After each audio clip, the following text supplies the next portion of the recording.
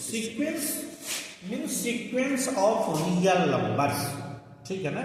यहाँ किताब में जब भी किसी बुक में आप हेडिंग देखिएगा तो वो होगा sequence of real numbers. Sequence of complex numbers भी हो सकता है, लेकिन हमने वो नहीं डाला sequence of real numbers, because अपनी बुक का ही नाम है रियल एनालिसिस, नहीं? Yes, sir. तो जो भी काम होगा वो रियल नंबर पर ही होगा। सो पूरे इसका नाम होगा sequence of real numbers.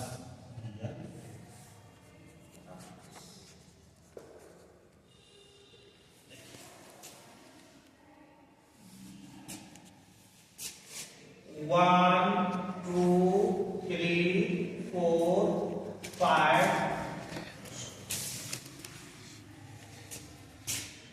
To four seven 11 16 22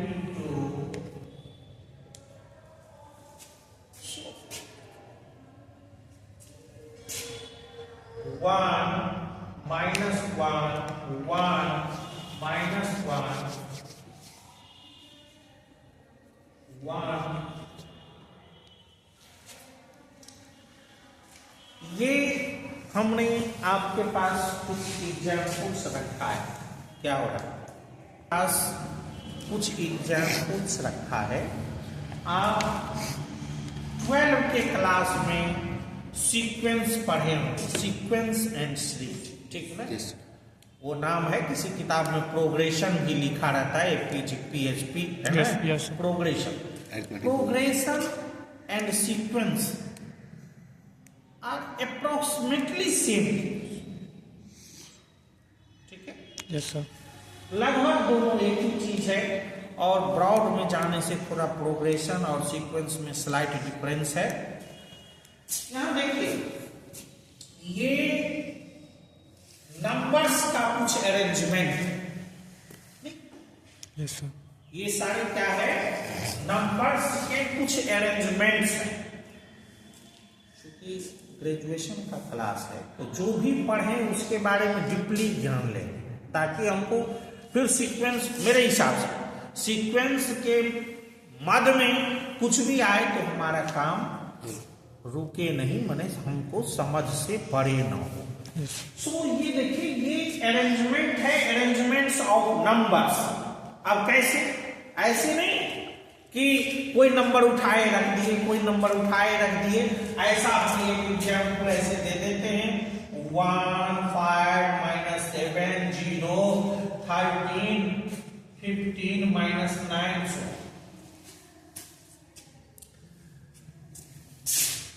there are 4 arrangements of number।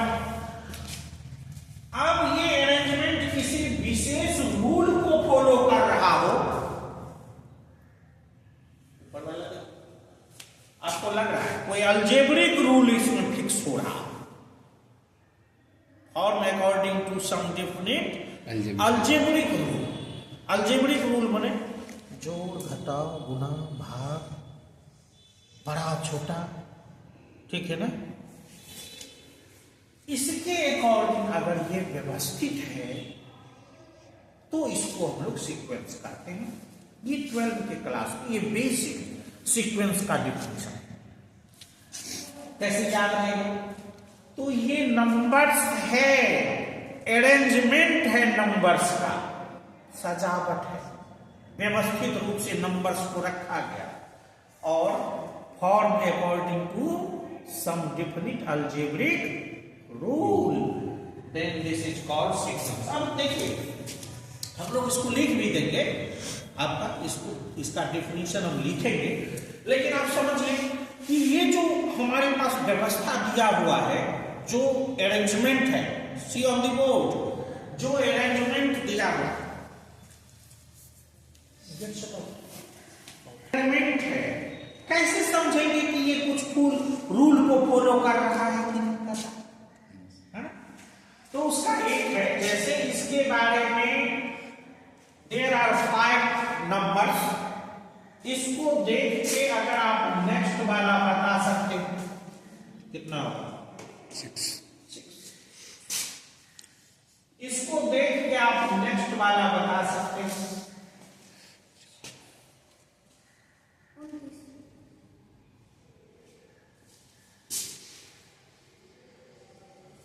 इसको देख के नेक्स्ट वाला बता सकते हैं। -1। इसको देख के नेक्स्ट वाला बता सकते हैं? नहीं सर। नो, इसको देख के नेक्स्ट वाला नहीं बता सकते हैं, बिकॉज ये किसी रूल को फॉलो करते हुए नहीं लिखा गया। ठीक है? Yes sir. समझ में आ रही है?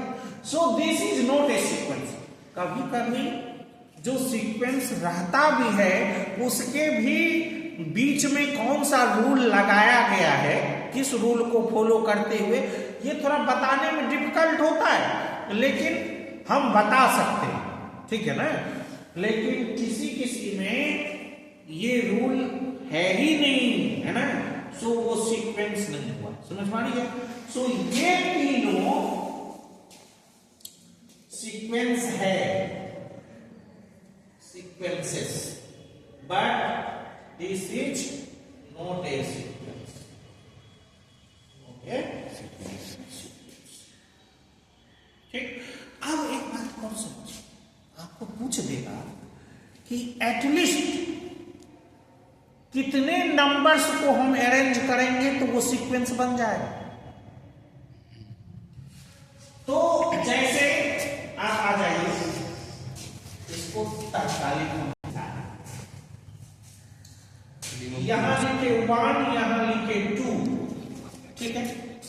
यहां लिखे 1, यहां लिखे 2, यहां कौन सा टर्म होगा? 3। क्यों? यहां आप और दे देंगे तो नहीं होगा। नहीं, सीक्वेंस में नहीं आएगा। क्यों नहीं आएगा? आप कैसे समझते हैं कि नहीं आएगा? इसीलिए बता रहे। यस।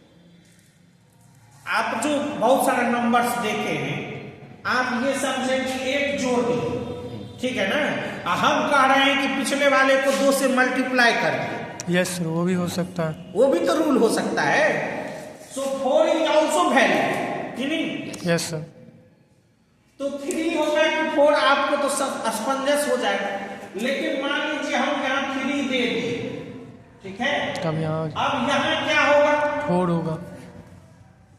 निश्चित रूप से 4। Yes sir. ये 6 नहीं हो सकता। Yes sir. समझ में आ रही है? सो कम से कम आपको 3 नंबर्स देने हैं। ये आप एपीजीपी पढ़े होंगे तो 9 बताए होंगे लोग, है ना?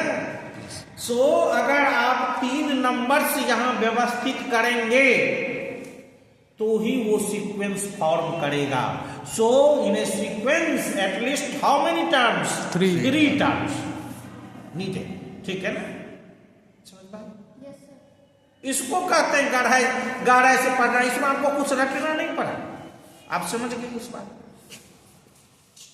सो किसी भी रूल का पता कम से कम 3, और जो नंबर अरेंज्ड है, जो नंबर अरेंज्ड है उसको हम लोग इस सीक्वेंस का टर्म कहते हैं। इस सीक्वेंस का क्या कहते हैं? टर्म। ये तो आप लोग जानते हैं। अब जैसे हम डेफिनेशन पे लिखेंगे, आप जो पढ़े 1, 2, 4, 8, 16 हमने बदल दिया, ठीक है ना? जो आप मल्टीप्लिकेशन का, बट दिस इज सीक्वेंस। को ये पहला टर्म A1 जनरली इंटर के क्लास में T1, ठीक है ना? सो T1 and A1 both are same thing होगा। T4 टर्म्स, सो T देना अधिक ये है, लेकिन यहाँ जो हायर एजुकेशन में आएगा सो सारे किताब में यही लिखा हुआ है। आपको कोई कंफ्यूजन नहीं होना चाहिए। आपको अगर परीक्षा में लिखना है तो आप कुछ भी लिख दें, T1 चाहे A1, this is A2, this is A3, this is A4, this is A5। एक बात जो हमको इसमें बताना है वो ये है कि ये, अब देखिए कि ये आपका सीक्वेंस है, ये सीक्वेंस का टर्म है A1 A2 A3 A4 A5 से आपका ये सीक्वेंस बना है। ये किसके करस्पॉन्डिंग है? देखिए 1 के करस्पॉन्डिंग A1, 2 के करस्पॉन्डिंग ये सेकंड नंबर का टर्म है। सो ये जो सीक्वेंस फॉर्म किया है ये एक मैपिंग है। चूंकि एक रूल हमने कहा था ना कि एक रूल होना चाहिए। Yes sir. और मैपिंग भी एक रूल है। सो अगर हम लोग यहां से दे दें एक मैपिंग, इसमें दे दें natural number n 1 2 3 4 so on, और यहां जो आपका टर्म बनेगा A1 A2 A3 A4, 1 के करस्पॉन्डिंग A1, 2 के करस्पॉन्डिंग A2, 3 के करस्पॉन्डिंग A3, 4 के करस्पॉन्डिंग A2। ठीक है। और ये जो आपका है F, ये आपका है सीक्वेंस। ठीक है। So it is a mapping from N to R। ये जो भी आएगा, जो भी टर्म आएगा वो रियल नंबर आएगा। सो ऊपर के लेवल में ये डिफिनेशन होगा। ठीक है ना। T1 जो आपका है वो 1 का इमेज है, पहला टर्म। T2 जो आपका है या A2 है वो 2 का इमेज है। ठीक है। T3 जो है वो 3 का इमेज है। ठीक है ना। सो ये नेचुरल नंबर से R पर एक क्या है? मैपिंग है। कौन? ये सीक्वेंस। ठीक है। तो अब समझ, आपको हम ये वीडियो उसमें अपलोड कर देंगे, आप ना भी नोट करेंगे तो भी काम चल जाएगा। सो आप कंप्लीट बोर्ड पर ध्यान करें। क्या बचा? ओके, दिखाई दे रही है उसमें? यस। तो अब देखिए,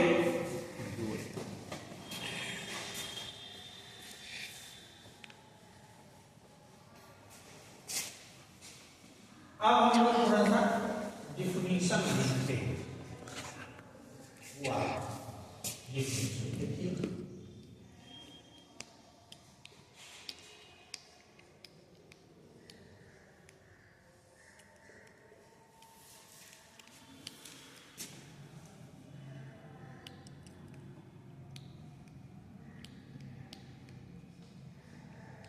arrangement of some numbers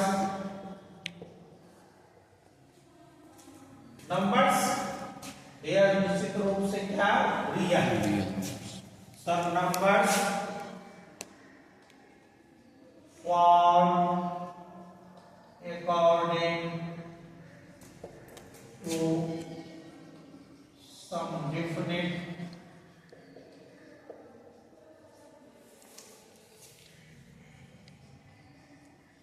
algebraic rule is called sequence. Those numbers जिससे वो अरेंजमेंट बना है ना? जी सर। Those numbers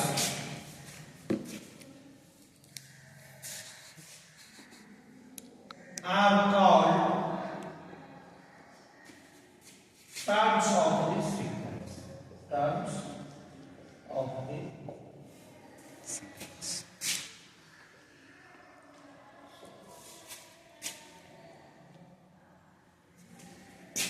अब डिफिनीशन नंबर 2,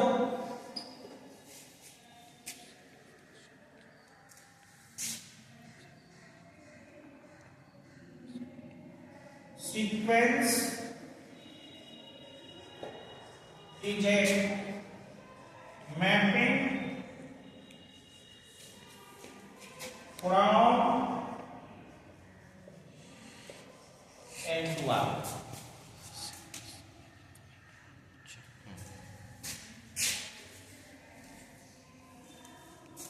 अब देखिए एटलीस्ट 3 टर्म्स होना चाहिए।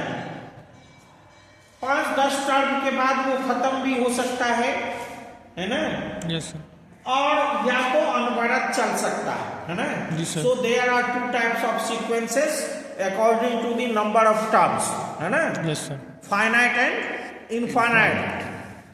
इन higher education we study about infinite sequence, ठीक है ना। जनरली हम लोगों को इनफाइनाइट सीक्वेंस, अब कोई सीक्वेंस है, अब जरा आप देखे होंगे वहां तो आपको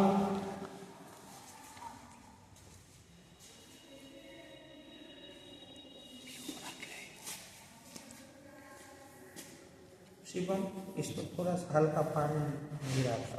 टीएन है ना, टीएन इसको हम लोग एनएफ टर्म कहते हैं, एनएफ टर्म, या इसको हम लोग जनरल टर्म भी कह सकते हैं।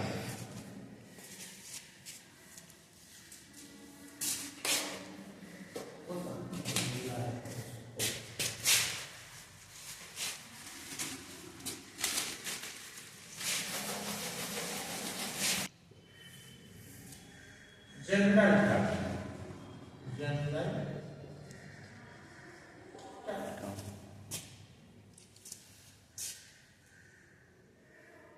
ये आपका एएन भी हो सकता है। आप बच्चे क्लास में 12 में भी देखे होंगे, कभी कभार किसी राइटर में एल भी लिखा रहता है ना।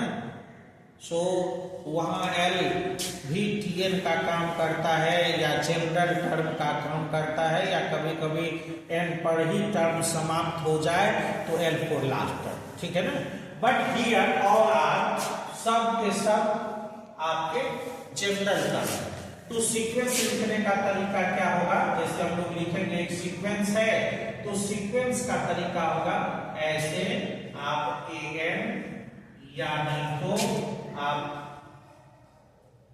टीएन, या नहीं तो स्मॉल ब्रैकेट में भी आप एन टीएन लिख देंगे तो ये भी सीक्वेंस हो जाएगा। सो एन इज ए सीक्वेंस, ठीक है ना। सो आप एन को ब्रैकेट में डाल देंगे, ठीक है ना, ठीक है। अब यहां जो मेन बात है वो हमको समझना है कि ये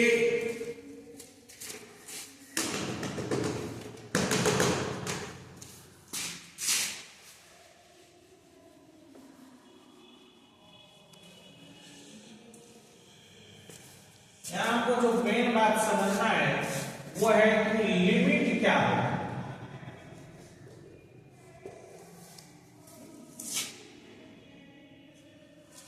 तो ये देखिए, जैसे 1 2 3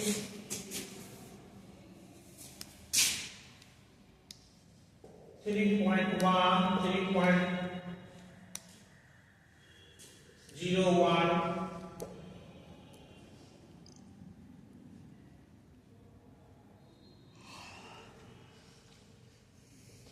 03,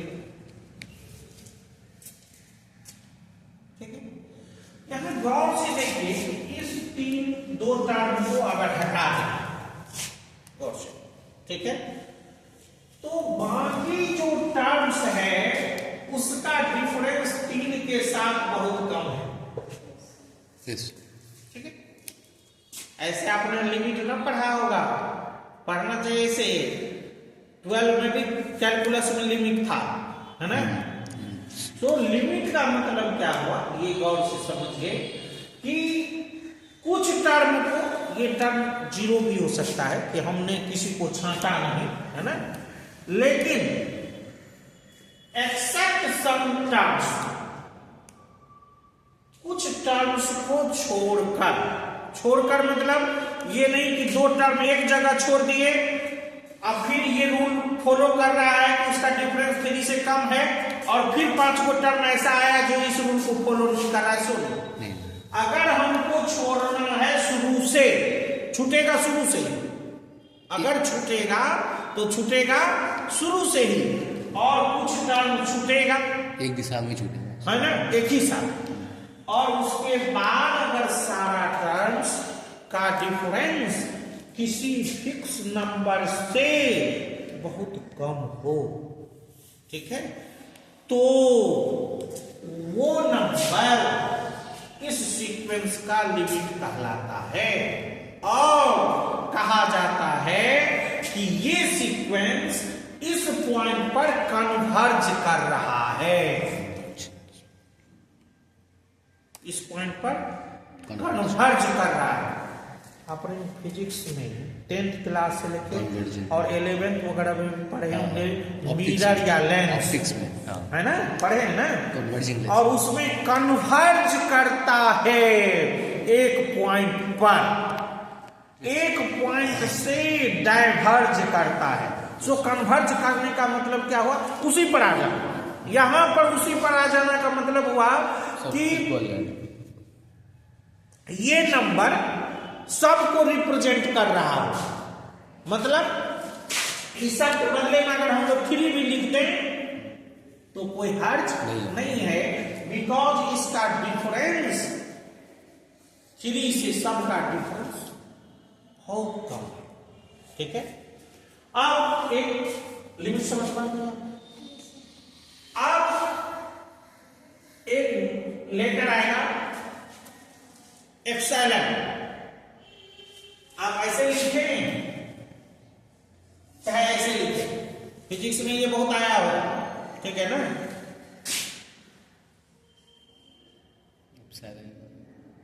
एपी मोबाइल गूगल करो, ये है, इसका कोई फिक्स वैल्यू मैथमेटिक्स में नहीं होता, फिजिक्स में इसका फिक्स वैल्यू होता है, है ना। लेकिन यहां ये very very small positive point, very very small positive quantity as desire, as मतलब कि हम लोग जितना चाहते हैं, है ना, बंद करो। ये कहीं लगे जो पढ़ा दे रहे हैं उसमें अगर लगे कहीं देखने के बाद कि सर ये ऐसे ना ऐसे होगा तो अगले दिन तुम बोलना, अभी बंद करो। आप जितना चाहते हैं छोटा से छोटा, उससे भी छोटा ये आपका वैल्यू देगा। सो दिस, मान लीजिए इसको हम चाहते हैं कि 0.00001 दे, तो ये एप्सिलॉन उतना हो जाएगा। अगर आप चाहेंगे कि 0.0010 और बढ़ा दे तब 1 लिखे तो भी एप्सिलॉन ये दे देगा। That means epsilon has no any value. ये डिनोशन है कि ये बहुत स्मॉल पॉजिटिव क्वांटिटी है, ये मैथमेटिक्स में, बट फिजिक्स वगैरह में इसका वैल्यू होगा, ठीक है ना। तो आपको कुछ कंफ्यूजन में नहीं रहना है, बता पढ़िए। अब देखिए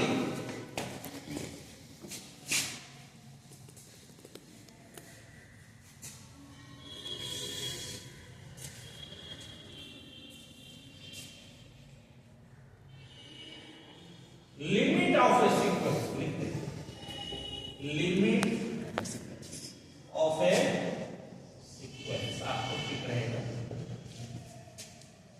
अब आप समझ गए कि A and is any sequence, any sequence. आप इसे सेंटेंस बना सकते हैं, if A and be any sequence, A number L each called limit of this sequence A if there exists this symbol is there exists। आप mathematics का answer लिखते हो तो आप जिस वर्ड के लिए सिंबल का इस्तेमाल दिया हुआ है आप उसे सिंबल का इस्तेमाल करेंगे। इससे क्या होगा कि आपके समय की भी बचत होगी और आंसर भी मैथमेटिकल लगेगा। आप कोई देयर एग्जिस्ट ये नहीं समझेगा तो क्या मैथ पढ़ा, ठीक है ना? Yes. सो आप सिंबल का यूज करें। If there exist a positive integer, अब positive integer means natural number, so maximum किताब में पॉजिटिव इंटीजर लिखा हुआ है, लेकिन आप नेचुरल नंबर भी लिख सकते हैं, गलती नहीं होगी, ठीक है ना? सो ए पॉजिटिव इंटीजर कैपिटल एन, या आप कैपिटल एन न लिखें, एन जीरो, जैसे हमने कहा था कि 1 2, ये 1 2, यहाँ 3, यहाँ 3.0001, 3.02, सो ऑन, है ना? ये दो टर्म को छोड़ दो, तो यहां जो n0 है उसका वैल्यू हो जाएगा 2, n0 का वैल्यू हो जाएगा 2, मतलब n का वैल्यू 2 तक के बाद जो टर्म आएगा, there exist n0 such that for all, symbol this means for all, symbol this there exists, there exists,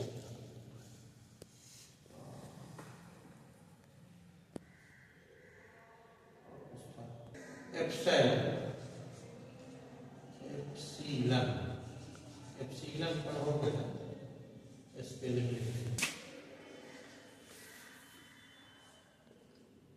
They are not exist. They are not exist.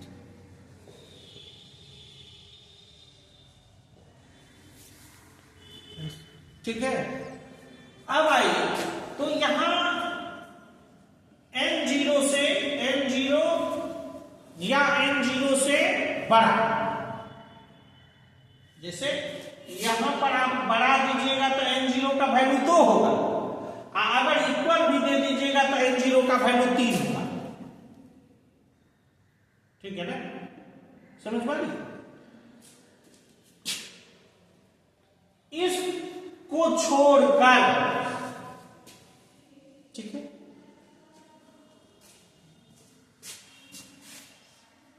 an minus l का difference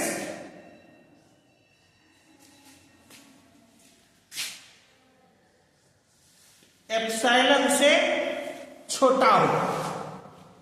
हमने कहा था कि ये 3 है ना? इस सब का डिफरेंस क्या होगा? बहुत छोटा होगा। सो कह रहा है कुछ टर्म को छोड़ के, तो हमने ले लिया कि n0 का वैल्यू अगर आप 2 ले लेते हैं, ठीक है, तो 2 से बड़ा जो भी नंबर होगा, जो भी टर्म होगा यहां, ठीक है ना, सेकेंड टर्म से बाद जो भी टर्म होगा उस सब का डिफरेंस 3 से कम होगा, तो यहां 3 का कामेल कर रहा है।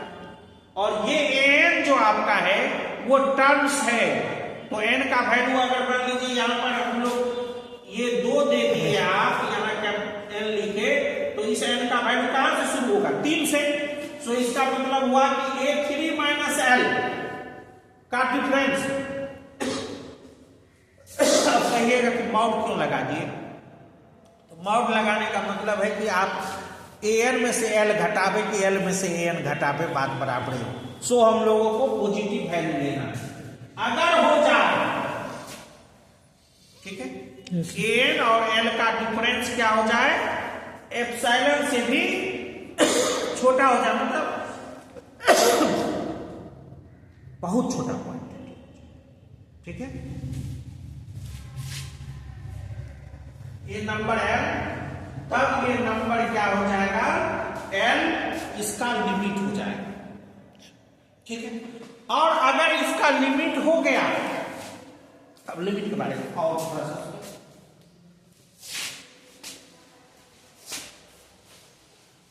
आज का क्लास बहुत मार्वेलस है।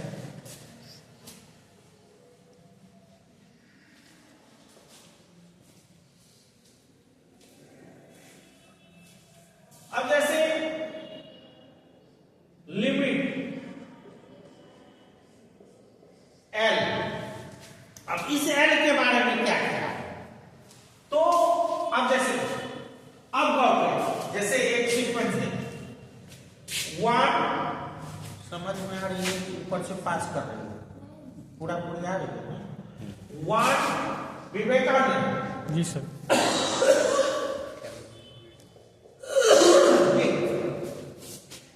ये सीक्वेंस है आपका, यस सर। इसमें 2 ही टर्म है, मतलब टर्म तो अधिक है लेकिन 2 ही नंबर उस टर्म को रिप्रेजेंट कर रहा है, इधर 1 और -1।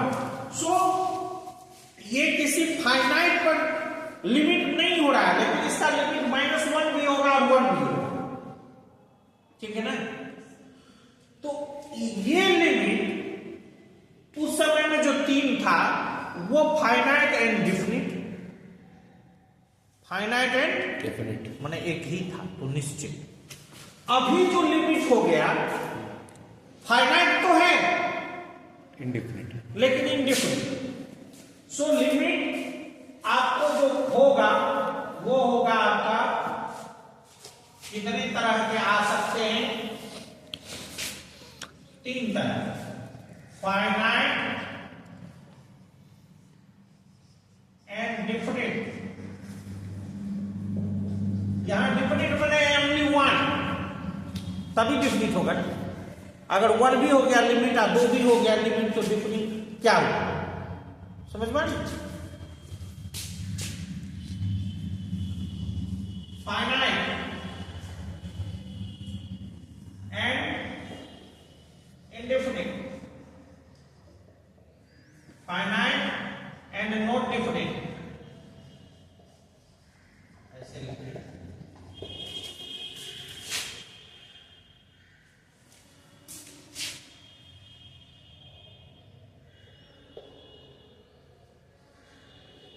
इंडेफिनिट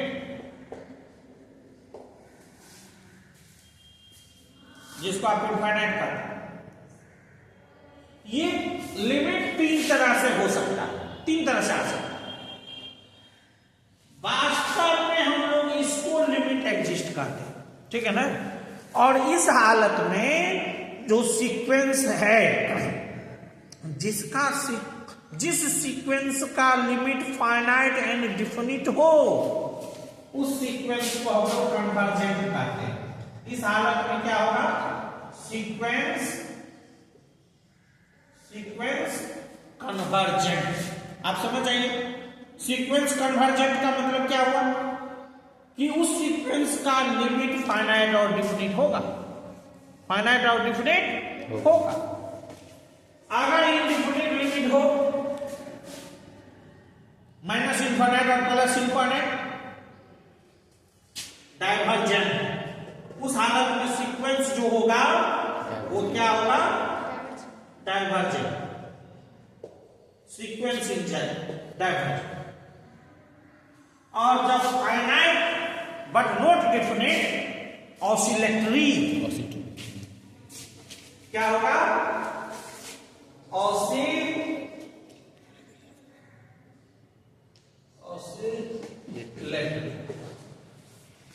ठीक है। इतना रहने दो, फिर दूसरे दिन